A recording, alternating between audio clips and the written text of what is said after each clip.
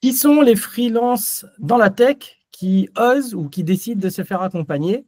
Bah, c'est la question qu'on pose aujourd'hui à Vincent, qui lui a sauté le pas. Est-ce que tu peux te présenter? Yes, Vincent, je suis développeur depuis 2012. Je suis passé en freelance en 2018. Freelance, on va dire, dans la case du CDI un peu classique, mais version freelance où je cherche des missions comme un CDI et je fais mes missions facturées autant chez le client. Donc je fais ça depuis 2018. J'ai fait du PHP au début de ma carrière, maintenant je suis sur du Python, plutôt sur le lead dev Python. Voilà. Ok. Tu fais un peu d'architecture? Un peu d'architecture aussi, euh, monter des projets, recruter une équipe, faire toute l'architecture du projet, etc. Ouais. Ok, nickel. Euh, Quelle était en fait ta situation avant de commencer l'accompagnement? Quels étaient tes doutes? Qu'est-ce qui te turlupinait au point de te dire, OK, il faut que je fasse différemment? Ce qui me gênait le plus, c'était la gestion du temps. Euh, Ouais. la gestion du temps et chez le client chez qui j'étais au moment où on a commencé l'accompagnement, je voyais bien qu'il y avait des frictions où de par ma situation personnelle ou des enfants à la maison et beaucoup de télétravail, c'est pas forcément évident d'être productif quand les enfants sont là. Par contre, le soir, quand tout le monde est couché, beaucoup plus facile. Et le problème, c'est que c'est pas forcément très bien vu quand on vend son temps à un client de dire en fait de 15 à 18 je suis pas là, mais par contre je suis là de 20 à 23. Et du coup c'est un peu compliqué. Et du coup j'avais déjà vu pas mal de posts de toi sur LinkedIn, on se suivait et on avait déjà un petit peu parlé, je crois. Mais du coup, je me suis dit que c'était peut-être le bon moment de tenter un truc et de se dire, de toute façon, si je bosse le soir de manière plus productive, peut-être que la solution, c'est de trouver du forfait et de pouvoir le faire justement le soir ou à des horaires qui sont un peu moins conventionnels, quoi. Ok, en fait, ce que toi, tu voulais surtout, c'est de retrouver la flexibilité dans ton emploi du temps pour pouvoir utiliser les heures où toi, tu es le plus productif et pas faire du présentéisme, comme on a un peu l'habitude de le faire. On dirait, il faut que je suis là de 8 à 18 heures et même si j'ai torché le truc en 2 heures, je suis quand même obligé d'être disponible. C'était un peu ça la réflexion. Ouais, c'est globalement ça, ouais. Ah, ok. Et qu'est-ce qui a fait pencher la balance de se dire, OK, euh, j'ai envie de changer et je vais essayer tout seul, je vais me faire accompagner, etc. C'était quoi ton état d'esprit à ce moment-là? Euh, je regarde pas mal tout ce qui est sur LinkedIn et je vois différents types d'accompagnement, que ce soit sur l'apport d'affaires, sur se marketer soi-même ou alors justement le créneau que toi t'as pris de plutôt se productiser slash passer au forfait. Et honnêtement, j'aurais très bien pu choisir un des autres, mais ce qui a le plus collé, c'est le fait que je suis plus productif à des heures où c'est un peu moins conventionnel. Et du coup, je me suis dit que c'était un peu dans la lignée de ce que je voulais, de pouvoir reprendre la main sur mon emploi du temps. Et du coup, c'est relativement naturellement. Enfin, tout ce que tu disais aussi sur LinkedIn faisait globalement sens à ce que j'éprouvais moi et à ma situation. Donc c'est assez naturellement que je me suis dit plutôt Imran et peut-être après faire un autre accompagnement si je vois que ça a bien fonctionné et que je veux tenter d'autres trucs après, on verra. Mais ouais, voilà. Ok, c'est cool. Et aujourd'hui, qu'est-ce qui a changé entre le Vincent du départ et le Vincent de maintenant? Est-ce que tu as des réussites que tu veux partager, etc. Alors il y a une première réussite où j'ai pu signer une mission au forfait. Donc ça c'est super chouette. D'autant plus que j'ai pris une mission qui est pas à temps plein, qui du coup me permet de pouvoir m'occuper de cette mission au forfait. Donc ça va globalement dans le sens de ce que je voulais au début, c'est-à-dire de moins vendre mon temps à la journée et de plus faire des choses au forfait en m'organisant différemment. Donc donc c'est bien et je me rends compte que l'idée après c'est de basculer de plus en plus et de réduire mon temps de présence chez un client où je vends mon temps, et du coup de prendre plus de forfaits pour m'organiser moi comme je veux, quoi. Ok. Et justement, qu'est-ce qui a changé en toi? C'est-à-dire, qu'est-ce que tu te disais au départ comme ah, c'est peut-être pas possible ou je savais pas faire, et à force de le faire toi-même, tu te dis ah bah au final ça marche. Est-ce que tu as eu des shifts entre le début et maintenant, et même s'il va en avoir encore d'autres, hein, mais est-ce que tu en as déjà quelques-uns là à lister? Alors, ouais, un des shifts, c'est d'oser aller voir les gens, de parler avec les gens sur LinkedIn et tout. Pas forcément, je suis pas quelqu'un qui publie sur LinkedIn, pas encore, on verra bien. Pas encore.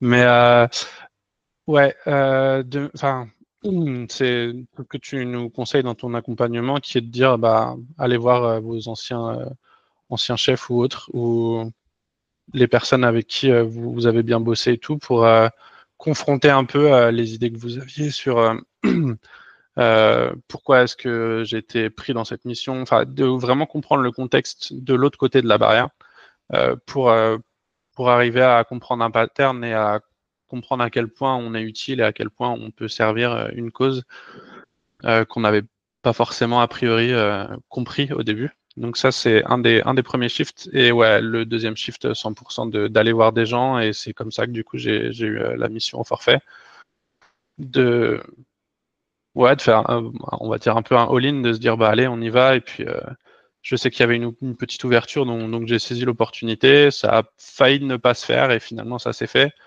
Donc, on va dire un peu d'opportunisme qui a payé, quoi. Donc ouais, je dirais, ouais, ne pas hésiter à.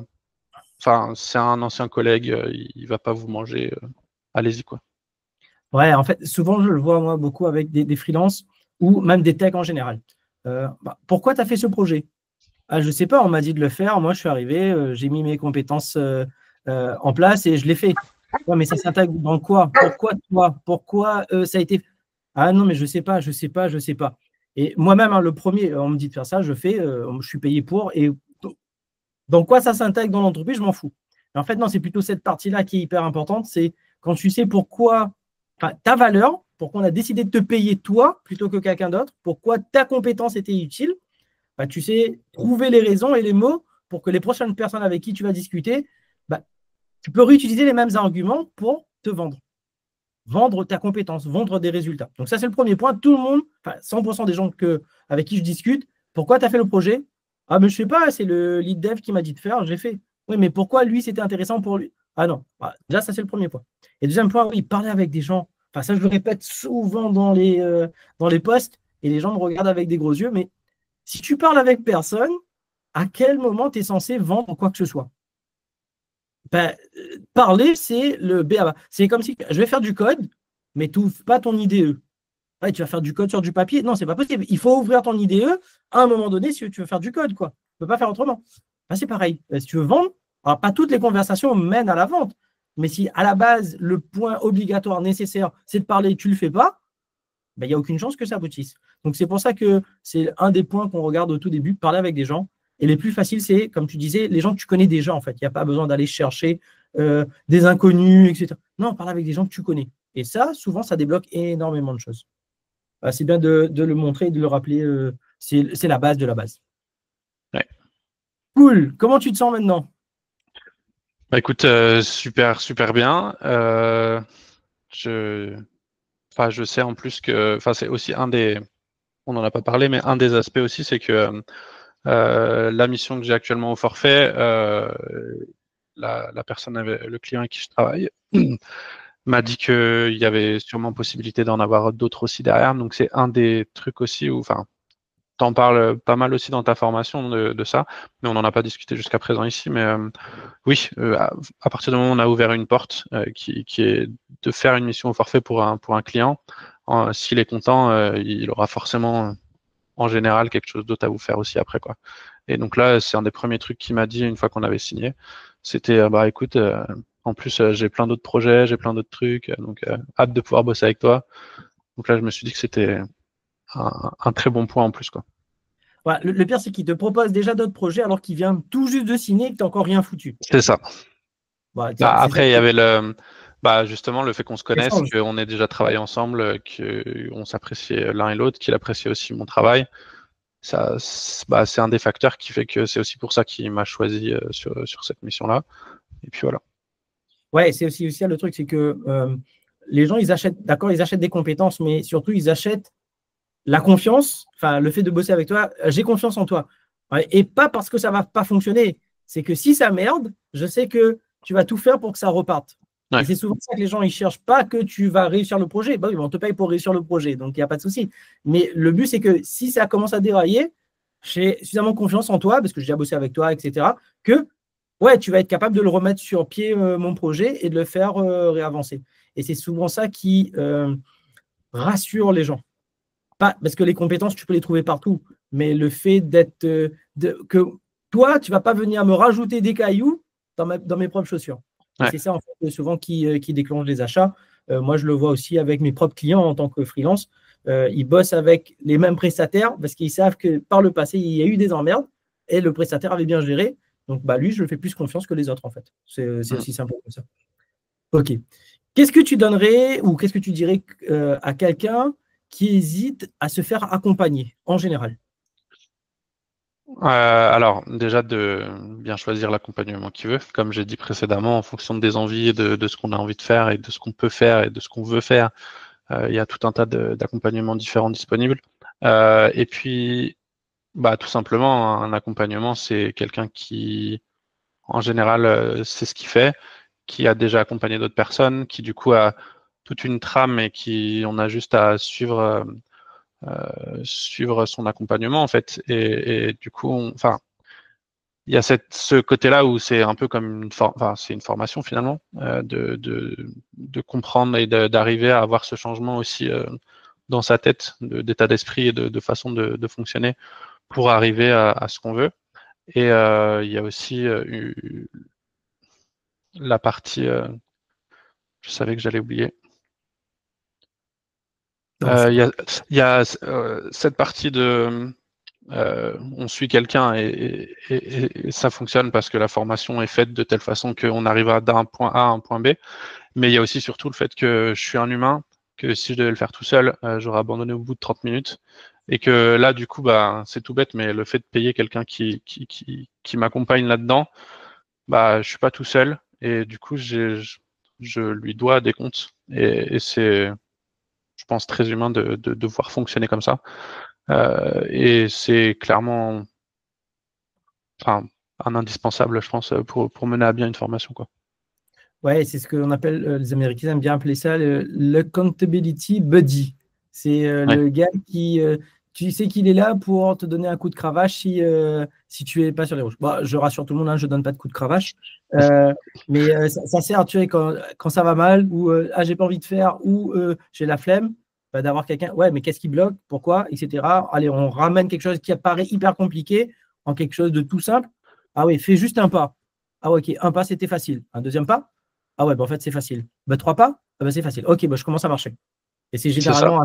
c'est généralement à ça que ça sert un mentor. Alors moi, je ne suis pas coach, hein, je suis plutôt mentor. Et donc, c'est plutôt ça ça sert à ça, en fait, de ne pas te laisser bloquer sur le bord de la route.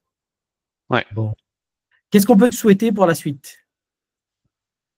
Bah, plein d'autres missions au forfait, moins de temps à vendre à des clients et ouais, plus de projets au forfait, ce serait bien de progressivement sortir de cette routine où, en plus, avec moins en moins de télétravail, etc. Enfin, je pense que le forfait est une très bonne solution. Donc, ouais, full forfait en 2026 ou 2027 serait chouette. Ok, bah c'est ce qu'on te souhaite. Est-ce qu'il y a un canal particulier si les gens veulent venir discuter avec toi? Je mettrai sûrement le lien en dessous de la vidéo. Est-ce qu'on peut venir te voir ou te parler quelque part? Je pense que le plus simple, c'est sur LinkedIn. Je suis tout le temps ou très souvent soit sur mon téléphone, soit sur mon ordi, donc je verrai rapidement passer. Donc ouais, sur LinkedIn, c'est bien, c'est bien. Ok, bah, je mettrai le lien de ton profil juste en dessous de la vidéo, comme ça les gens ils peuvent le retrouver. Parfait. Merci beaucoup de ton temps. Merci à toi, Imran. Allez, bye. Salut.